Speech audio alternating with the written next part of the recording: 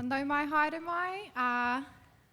Kia ora koutou katoa, ko hui hui mai nei ki te Alan Melville Centre, mō tēnei editors session. Ko Van aho, I'm Van. My pronouns are they, them, and I'm lucky enough to be the chair question asker for this session with three amazing writers and editors.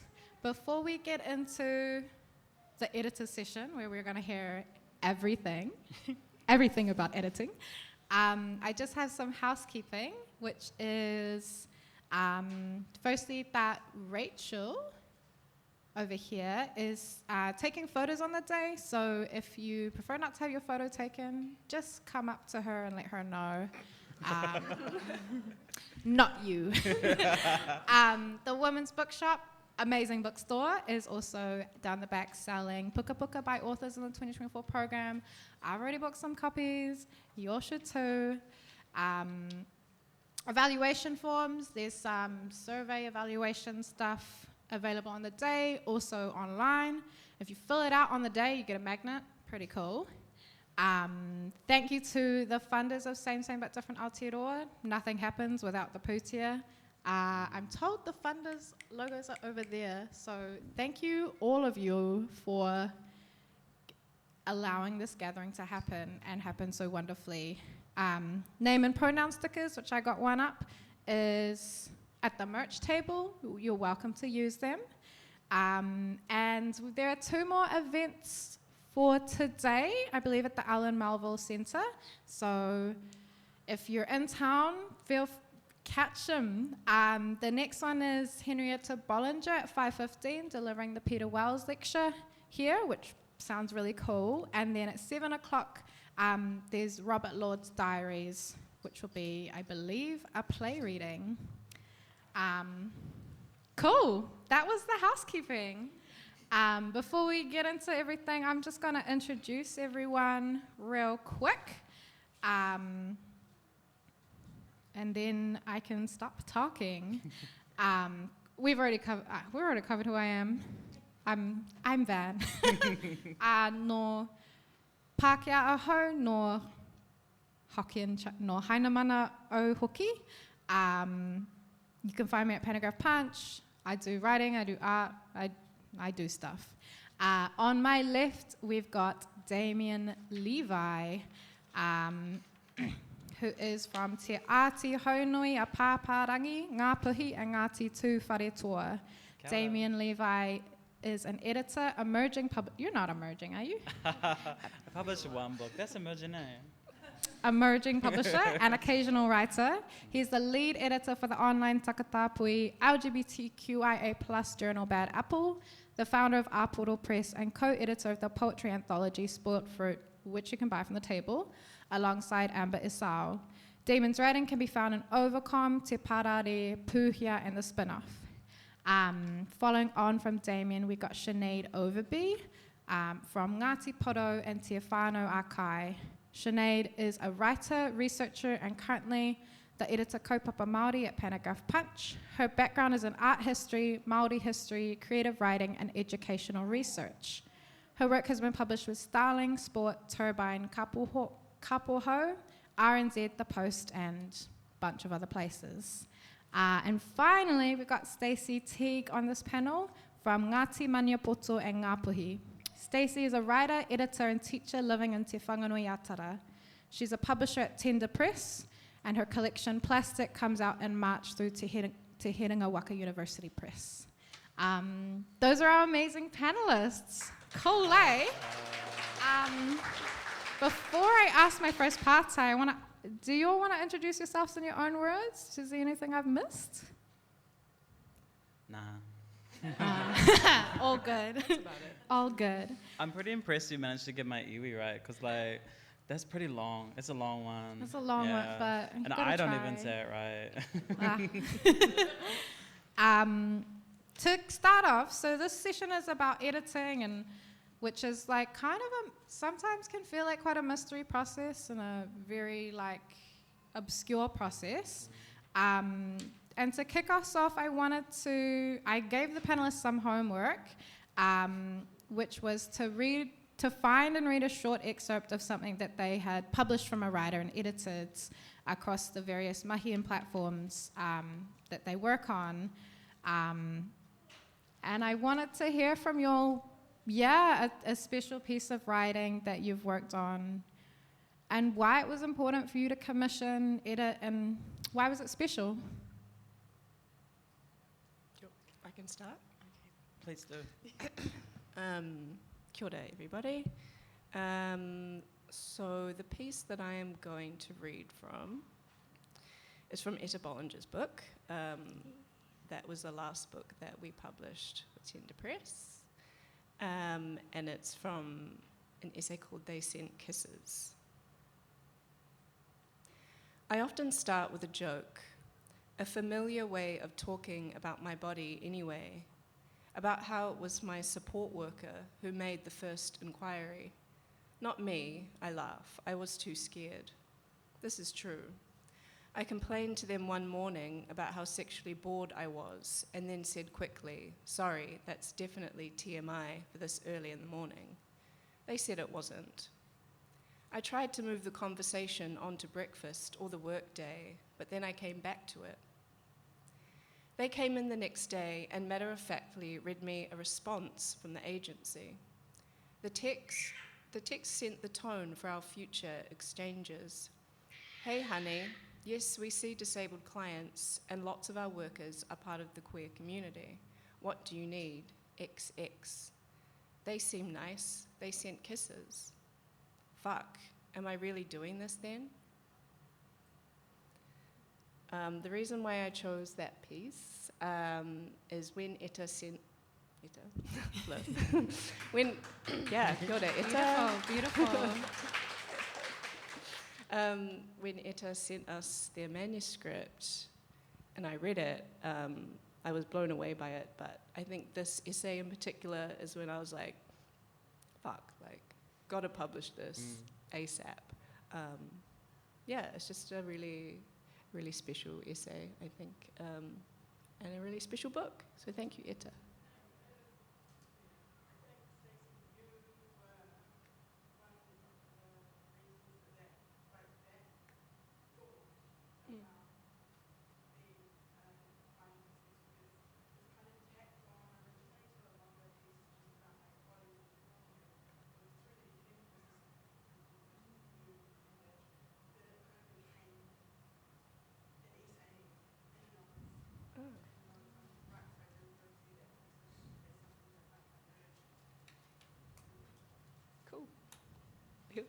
Thank you, Etta.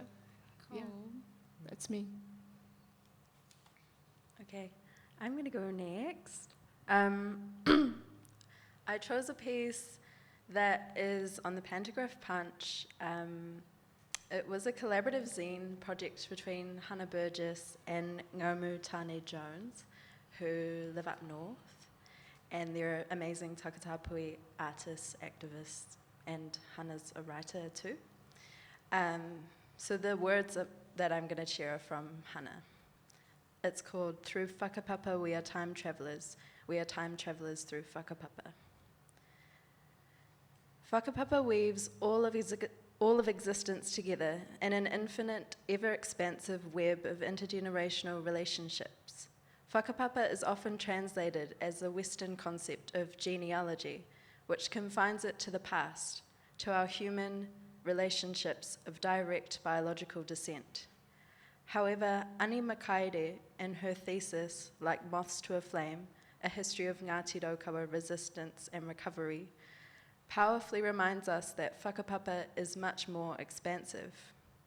Perpetually rooted in creation, everything has a whakapapa, all phenomena through time and space, seen and unseen, physical and spiritual. As humans, we emerge through and are sustained by our intergenerational relationships with each other and with the landscapes that constitute who we are. We exist in a state of whanaungatanga. This is the very nature of our existence as Māori. To be is to be in relation. This forms the basis of Māori conceptualizations of time.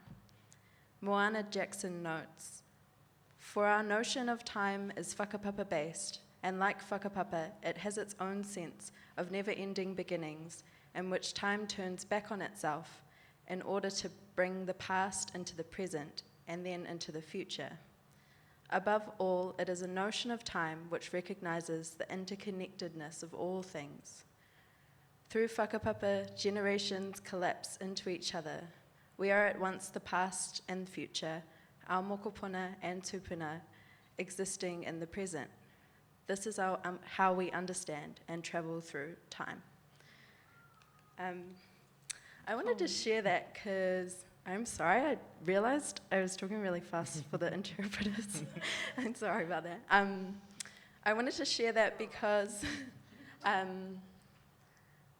for me, like, it links in with being takatapui, and like takatapui tanga is being connected to our Māori tanga and to our whakapapa. And yeah, I just love that they're both takatapui creatives who are writing about something that is different from being takatapui, but so intrinsic to being takatapui at the same time, and so intrinsic to who we are as Māori. And yeah, I just really do conceptualize myself as just a little blip in a huge web of connections from the past and into the future. And like in that way, even though being takatapui and queer and a wahine Māori can be like hard sometimes, really puts things into context. Like, this is who I'm doing this for, on both in the future and in the past. Yeah, so that's me. Kia ora.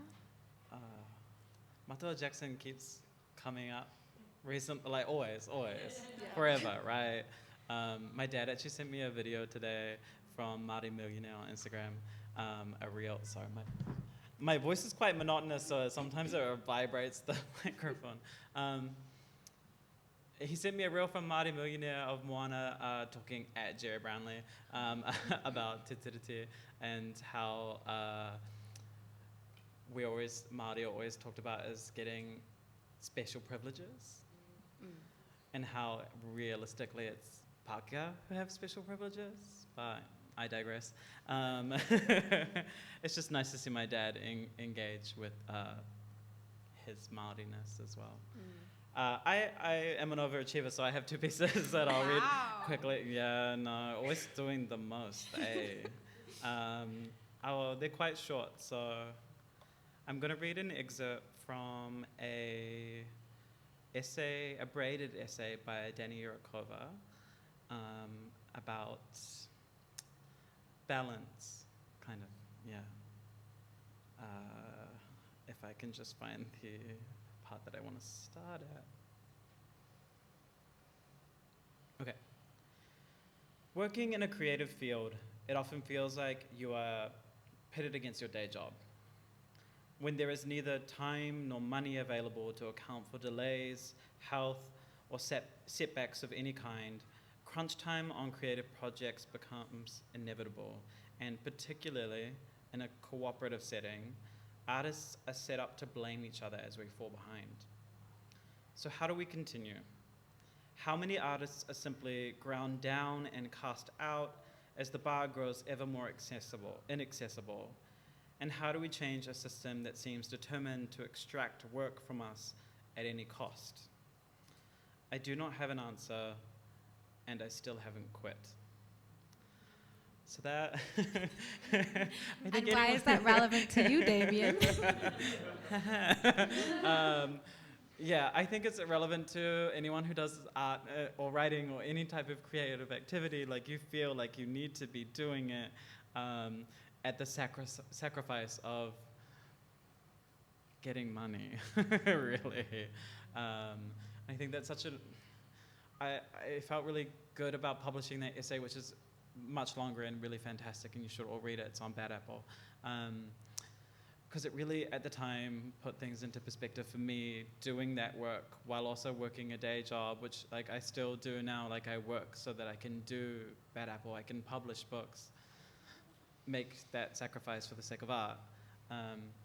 And then I have another piece that's from Kate Ashoff and Spoiled Fruit, which kind of also fits into the same idea. It's from the second half of the book, which is called Spoiled Fruit. And the title of the poem is Beautiful Gifts We Can't Talk About, a Love Letter.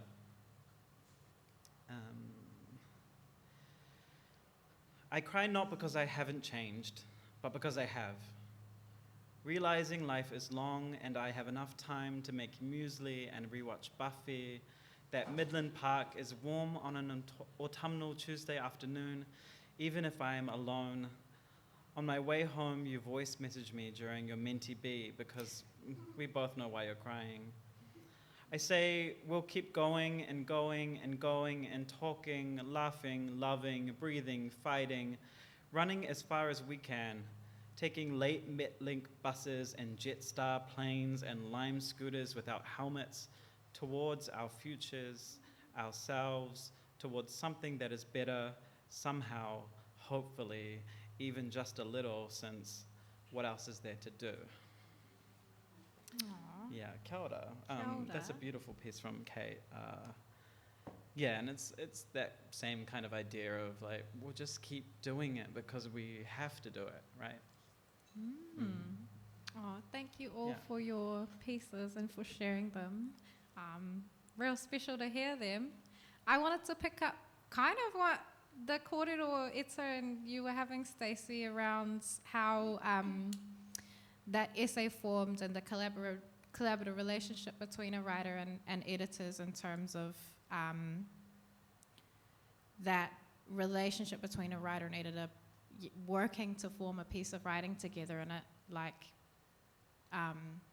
I guess also what you were talking, Sinead, in terms of Hana and Ngamutane's piece about that to be is to be in relation. And I don't know about you, but I do see editing as being in relation, particularly to writers and to readers. How do you see that collaboration appear when you're working with writers or other editors?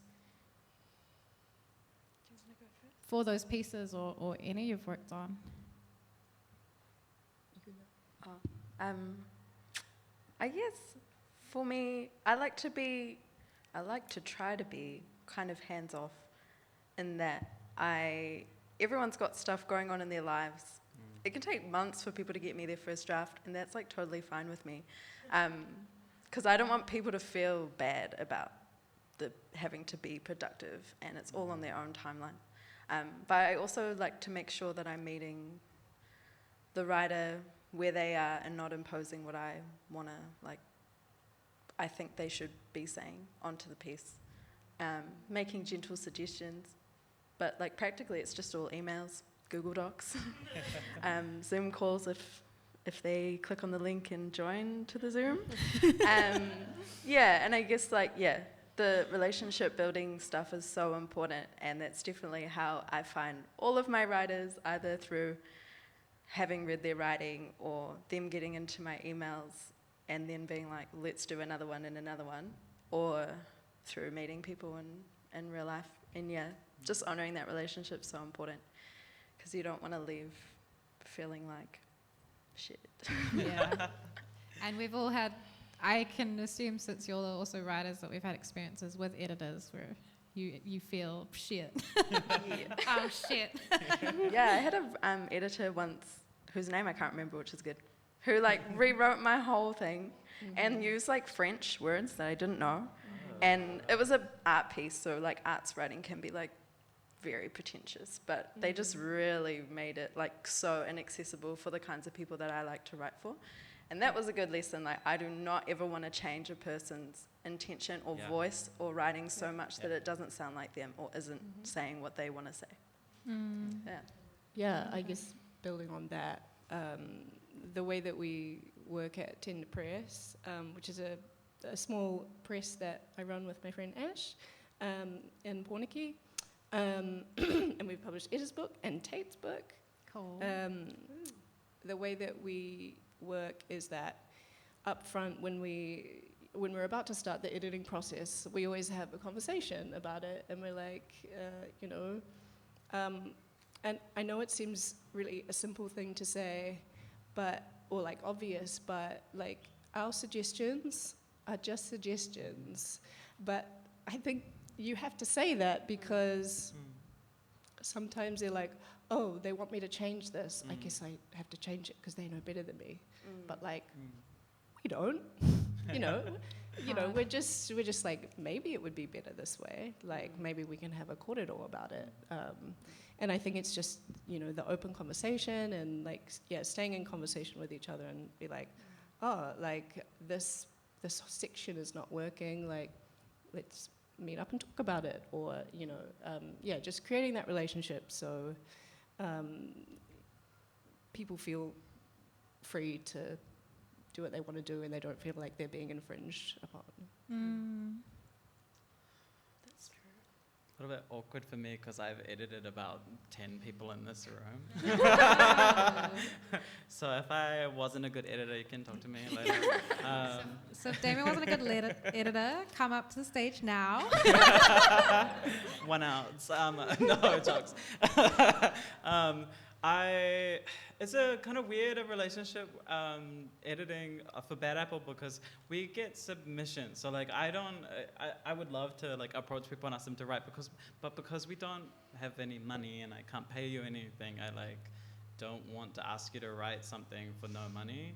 But people who have written something or want to be platformed, that's the whole point of Bad Apple, is to platform queer writing, to give you a space whether you are brand new and this is the second poem that you've ever written, or if you're Chris Teese and you've been writing for ages. I always love to slam Chris and I'm so sorry. He's not here. He might be on the live stream. Yeah, hi Chris. But yeah, it's the same kind of like relationship. I actually have a template that I kind of outline those ideas of like, this is a relationship, this is a partnership. When I'm editing a piece in Google Docs, like I'm making suggestions, and those suggestions are for you to choose whether you want to accept or not. Like our goal is to make it the piece, the best version of it together. And that best version is your voice, not my voice through you. I always get stoked whenever a writer, I get the notifications like, so-and-so rejected your suggestion. I'm like, they're actually doing the work. Go. Yeah, because I, as a writer, I'm like, accept, don't read it ever again. Yeah, and I guess that relationship between a writer and editor is not always straightforward or understood either, and depending on the context, it can change. I wanted to ask another question based off what you all have spoke about, particularly you, Damien, and the pieces that you brought. The question is, why don't you quit? But really, like, I mean, we'll get into it, but so much of publishing is thankless, and you do Bad Apple Mahi for free. Tender Press, I'm pretty sure you don't get paid for it either. It's huge Mahi editing. So literally, why don't you quit? What keeps you going? That's a huge question. Yeah. I mean, we say we do it because we love it, because you would have to. Otherwise, why would you do it? You get to do lots of cool stuff, and you get to meet lots of cool people and make, lots of cool friendships. And I think it's a real honor to be able to share people's work with the world. I think it's like a privilege to be able to do that. Yeah. And it's such a beautiful experience to see a writer that you publish. So Bad Apple's been running for almost 2 years now. And maybe it's going to finish soon. No. And I have people that I published 2 years ago, a year ago, 6 months ago, last week. And to see the evolution of their writing is like that. Like, I'd just do it for that. Like, watching people improve and get better and become more galvanized in their identity through their writing, fuck, it's cool. Yeah, pretty skunks. Though there is no money though, like. But just to reiterate. Like, yeah, we do it for free because we're passionate about it. We care about it. Like, I talk to a lot of writers who say that they write because they feel like they need to. My friend Jay Widamu Kane, he says it's a compulsion. Like, he has to write. I feel that way about publishing, about platforming. Like, if I don't do it, like, those people just have those things in their Google Docs. Like, things that they don't feel super, with us especially, it's like, they don't feel super comfortable maybe to send it to over here, or... And it's about also, making queer spaces as well. You know, people might not feel comfortable going to major publishers or even university presses because they're like, I don't know who works there and I don't know their politics. You know, so I guess with the smaller, Bad Apple and Pantograph and all these things, it's like, it's a bit safer, I think, for people. Bit safer, and sometimes I think those smaller spaces can mean just more creativity and more license to publish whatever the F you want. Yeah, exactly. More agency over your work. Yeah. Why don't you quit, Sinead? That's a real sore point, Van. Can I tell? No. No, okay, I don't want to quit. That's what I'll say. No, please keep hiring me. I don't know. I've been thinking about what Damien and Stacey were saying. Like, I worked on a couple of self-publishing projects right after I did my master's, and at the time I was like, I would spend all of my money on publishing this thing, and I did, and it was great. And I just, I might be getting fired, but I might still then like sink all the money I do have into like starting a new thing, because I think that starting platforms and platforming people, it is a compulsion. It's something I love to do. You guys are inspiring me. You did Stasis journal. That was Which is really cool. Like during lockdowns, like having and there are some published. people that submitted like, there's one person who submitted like 16 times, and I think we maybe published one of her things, maybe not. And now she's like everywhere, and I just love that. Like, it's cool to see the progression of people's careers as writers and see them bring books out. Okay, I've made up my mind. I'm staying in publishing. It's also especially... Sorry, Van. No, what were you going to say? It's also especially important for us as Takatapui Māori as well. Like, there are not many spaces for us to see ourselves reflected in writing. So being able to create those spaces so that people can see ourselves. Wow. Buzzy. And a shout out to Essa and Michelle for doing the Kuputoi Takatapui. That was really awesome. I can't wait to see. Like, it's just so cool having platforms that are really specific and that are queer and that are Indigenous, that are for people of colour and places where people like us feel safe. That's really important. That ties into my next partai, which I wanted to bring in, kind of is just jumping off what you were saying, but I wanted to bring in a quote from Ocean Vuong, which is like a pretty famous quote. They're a Vietnamese American writer who says, "Being queer saved my life. Often we see queerness as deprivation, but when I look at my life, I saw that queerness demanded an alternative innovation from me. I had to make alternative routes. It made me curious. It made me ask, is this enough for me?" I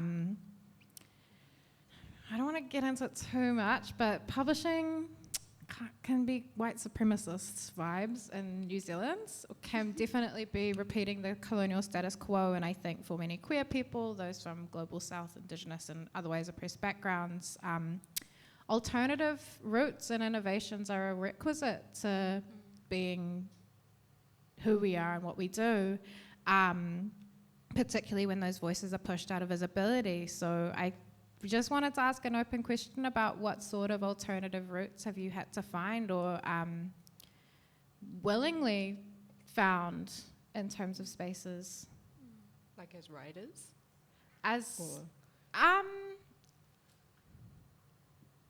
I think as editors, what sort of alternative routes have you had to take to go down editing as a path, and also what are the aspirations for maybe those alternative spaces?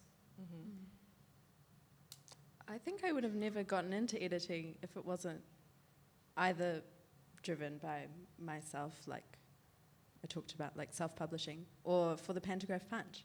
Because I just saw Pantograph as like a really safe space to be. And they wanted to hire a kaupapa Māori editor, and it's like arts, society, publishing, it's everything I love.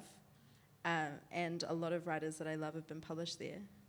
And so it's not, I guess it wasn't an alternative route because I never thought of editing in mainstream media or anything as a thing I wanted to do.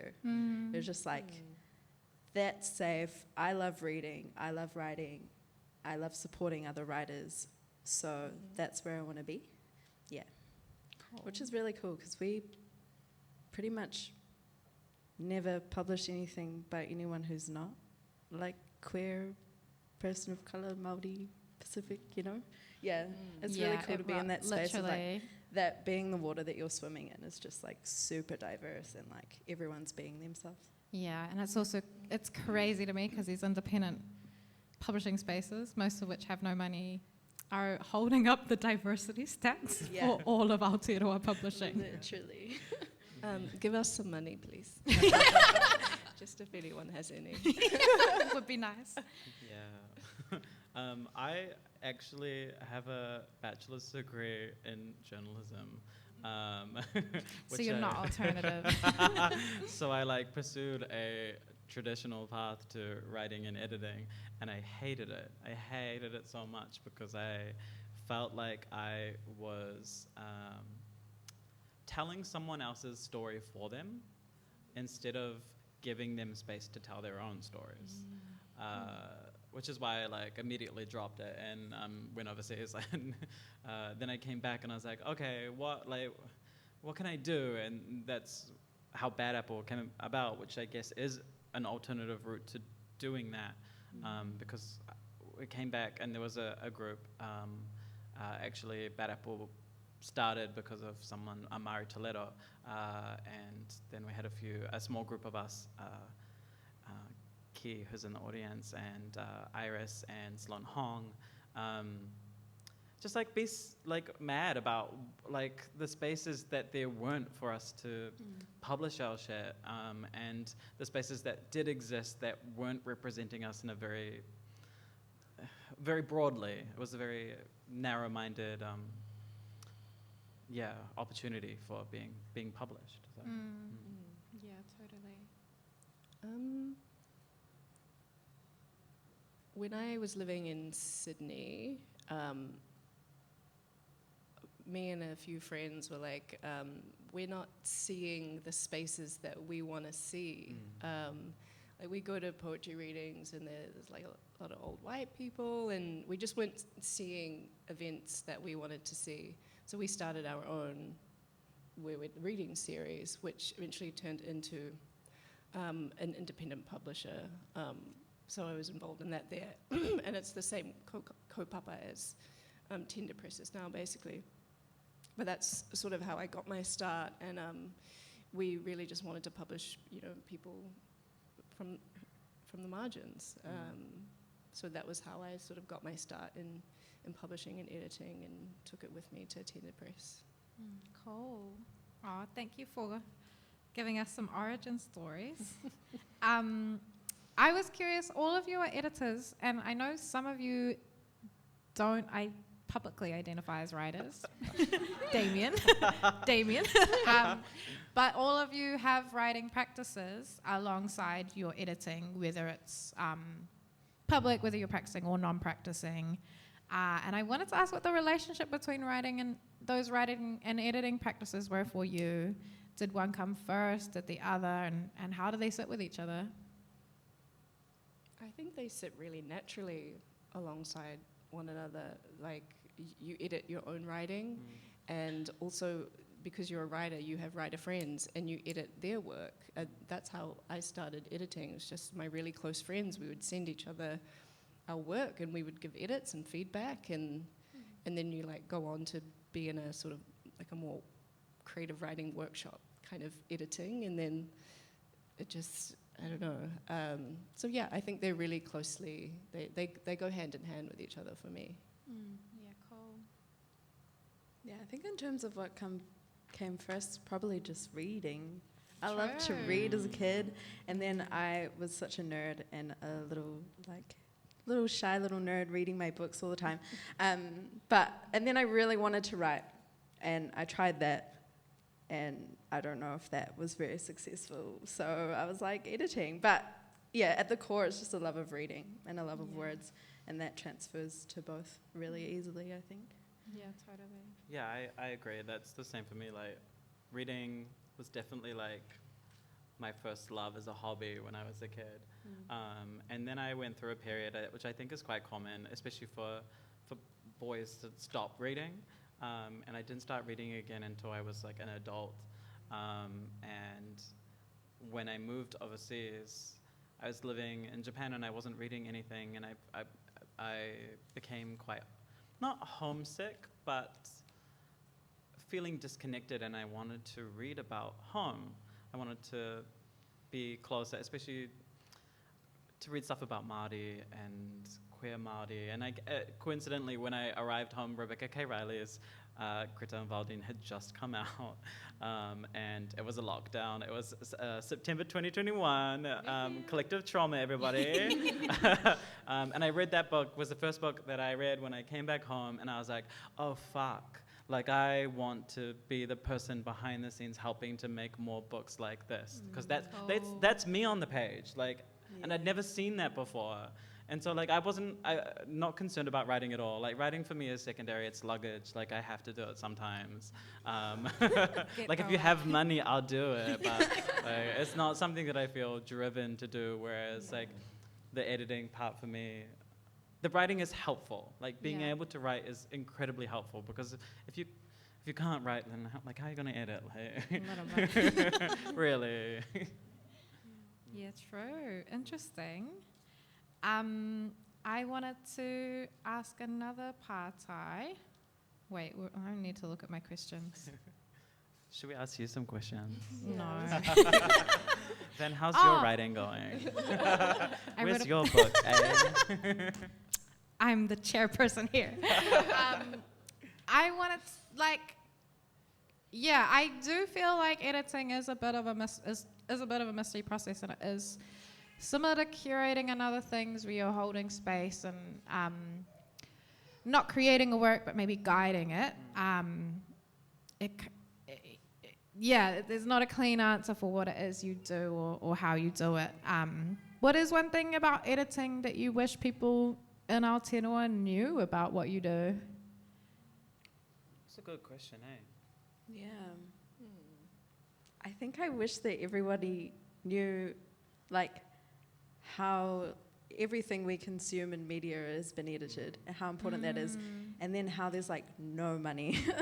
There's no money to pay artists, like, creative writers, like, arts platforms, like, independent publishers and stuff like that. Yeah, there's no money. I wish people knew that, and we all could crowdfund for each other all the time. Like, how many of you in here have read something and been like, oh, this hasn't been edited very well? Like, everyone has read something and was like, there's mistakes all through this. Like, so, like, it's so intrinsic to all writing, but I think people don't understand how much effort is actually in it. Time, like, and not just from, like, spell check. Like, from word to go, the start of the process to the end of, like, helping structural editing to, these characters aren't working. Like, you've called it this person at the start, and now they have a different name. Like, all of these different types of things are, I think people don't think about. Yeah, maybe I was just thinking about maybe people don't know just how much editing goes on you know, when you have your manuscript and you're like, it's perfect, and then you bring it to a publisher, and you know, it's so much work, and you know, maybe the author thought it would, it's like, that's all good, but like, there's so much that can be improved on all manuscripts.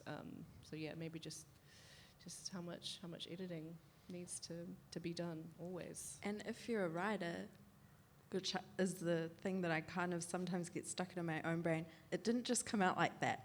You don't just write like that off the bat. Some people can, but if you're reading a book, don't worry. That went through many edits. It's fine, you can still write. Yeah, I'm really struck by what you said, Sinead, about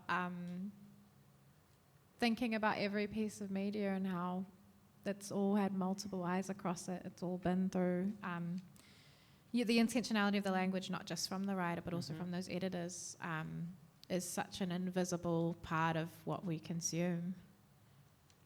Yeah, maybe it's becoming more visible now. I feel like people are becoming way more critical of the media that they consume, and even to the organizational, like, this is what they're trying to tell me, or like this is what the like the kind of hostile element to some of it, where it's like it's done like this on purpose. To elicit something negative, emotional response. Or a lack of care, or Anyway.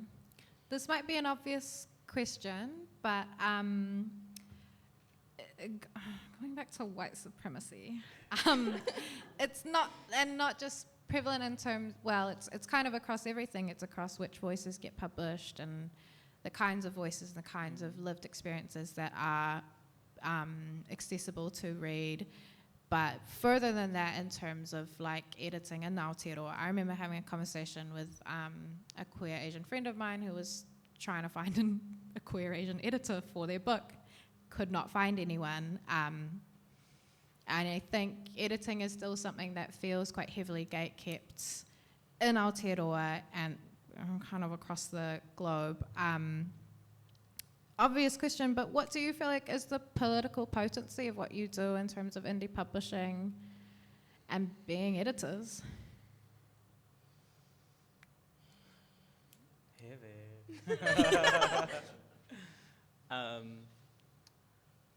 So I used to work for a commercial publisher, and I was the only Māori person at that publisher. With like 50 staff, eh? Which is the biggest publisher in the country. So like...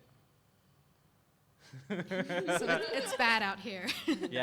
I don't know whether it's that people don't feel safe or whether we enter these spaces and then you're not supported. There's no opportunity. Like I don't work there anymore, not of my own volition. I wasn't fired or anything. I just my contract wasn't able to be renewed.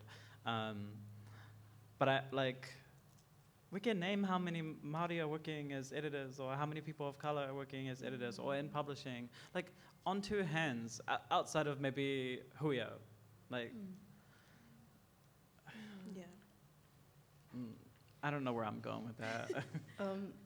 About what you were saying about, gatekeeping, I feel like in the past, being, a publisher and editor, like, sometimes you do worry about that. You're like, oh no, like, am I a gatekeeper kind of thing? And I think there's a lot of responsibility that comes with being in these positions. And I think, one of the ways that we're trying to deal with that is, we have an open reading period right now if you have a manuscript. And so I think in the past we have just sort of messaged people that we like to be like, got a manuscript? Send it to us. And now we've had a couple of open reading periods, and I think that's, moving forward what we want to do a lot more of, and see lots more voices that we normally wouldn't come across. There's a lot of people doing good work out there that we haven't heard from before. So. Yeah, it's tricky with the gatekeeping thing, but I do feel like there are so many like collectives, like Anahita, I see, that are publishing their own books, like proper books that go into bookstores and people pick them up and go, oh, I'll buy this. But that's all collective just a group of wahine Māori who are like, we're going to make our own books. So in terms of like I don't know, I feel like sometimes because the big publishing houses can be quite tokenistic with our stories or quite selective about like, we're going to let this many in kind of thing. Sometimes I think you just got to do it yourself. Well, yeah, exactly. Buy this book down the back. Yeah, because I don't think, because I think like what Damien was saying, those spaces can be really unsafe for Māori, really unsafe for LGBTQIA plus people.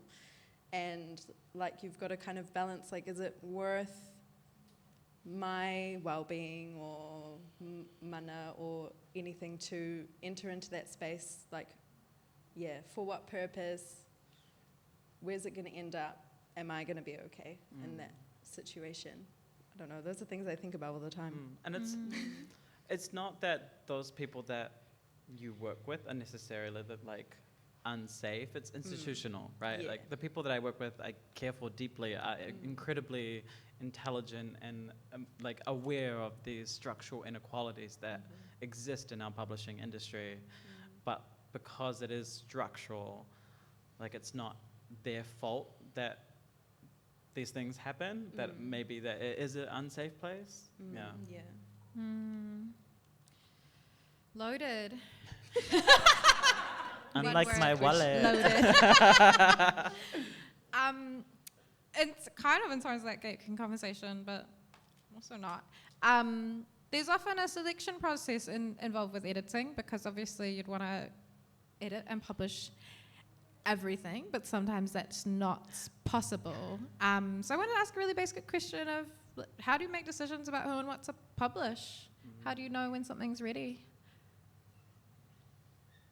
I guess I kind of talked about a little bit our selection process. I think when it first started, we'd just be like, they're cool. I wonder if they have a book.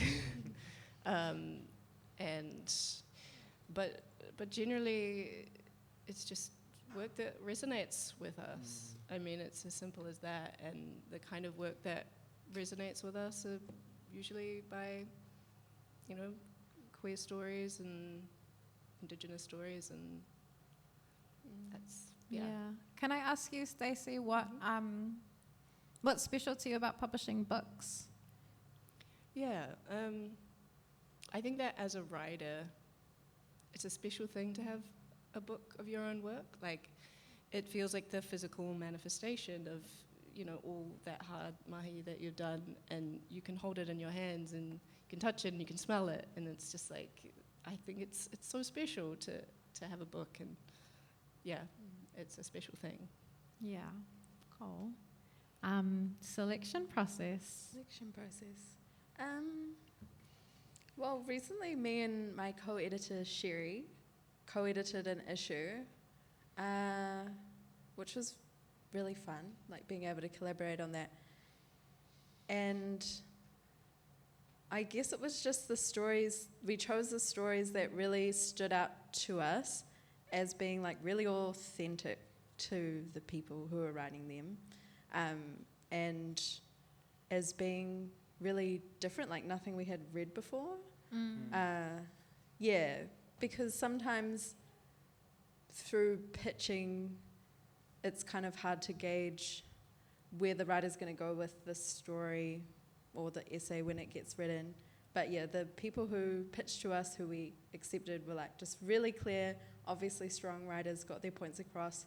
They were like saying something new, something fresh, and all from diverse communities who we just thought needed to be written about. But and I think the other important thing is like ensuring that we're publishing stuff that if it's like about this is disabled community or trans community, making sure that the writer is from those communities and knows what they're talking about and has lived experience, because that's really important to us. Yeah, the time has passed for the opposite.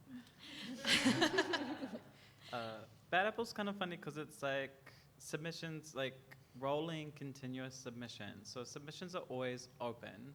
I get emails like every single week with new work that people are writing.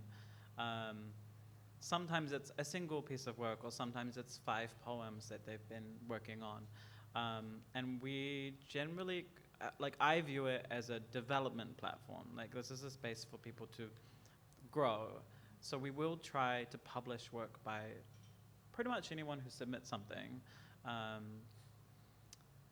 And sometimes I have a little bit of help with choosing the pieces, because there's a lot that comes through, and I'm not always the best person to, like, if it's only me ever selecting what goes on the website, you're only ever going to see what I like. Like, and that's not what all of you are going to like. So it's good to have community support to call upon to help select those pieces. Like if someone has 5 poems, I'm like, I like this one, and my friend who helps, sometimes it's Harold Coots, will be like, I like this one, and okay, why? Like, why do you like that one? Why do I like this one? And then we choose one, and maybe do a little bit of editing if we feel that it needs it, and then that gets published. For Spoiled Fruit, which I co-edited with Amber Esau, that was more of so all of the writers in that collection had been published on Bad Apple before, or there was some kind of involvement or interest. And that we selected people who either... So a little bit of context about the book. The first half it's in 2 halves. The first half of the book is called Bad Apple. The second half is called Spoiled Fruit. The first half were all work that was published on the website, and so we went through the website and looked at what had been published, and just chose 20 writers whose work we think either complemented other work or clashed with other work, and then tried to create a kind of narrative out of that. But it was really fantastic working with Amber. Amber has such a brilliant mind and an incredible sense for poetry, which I don't have. So it's like, thank you.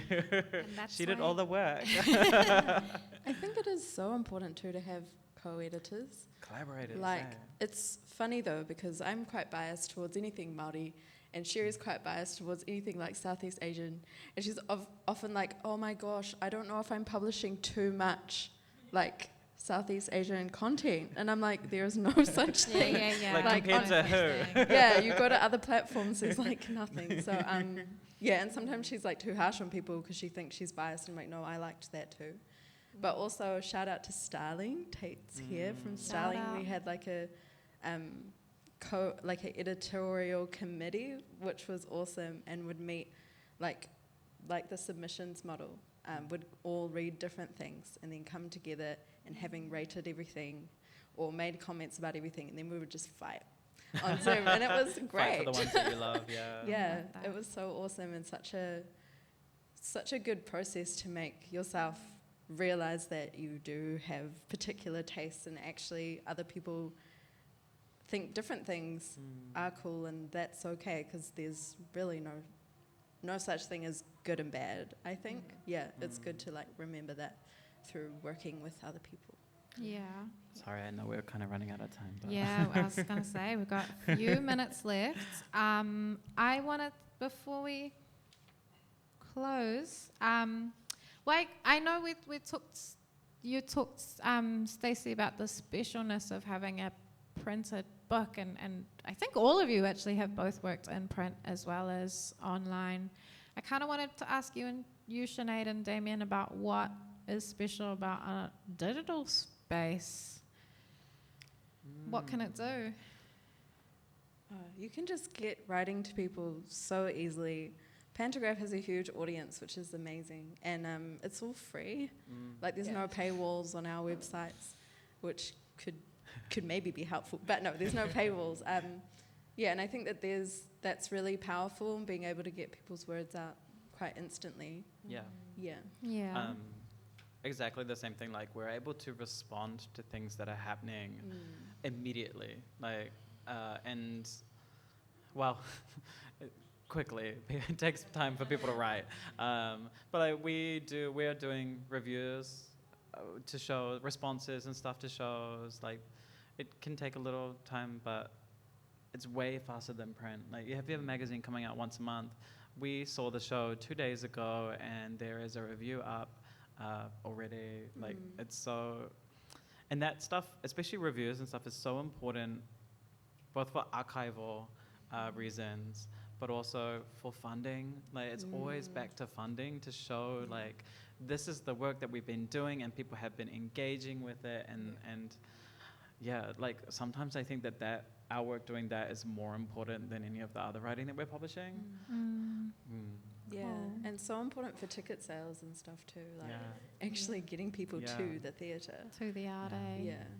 Oh, well, we've got 1 minute left, so there's no questions from the audience. I'm so sorry. You can ask us questions after.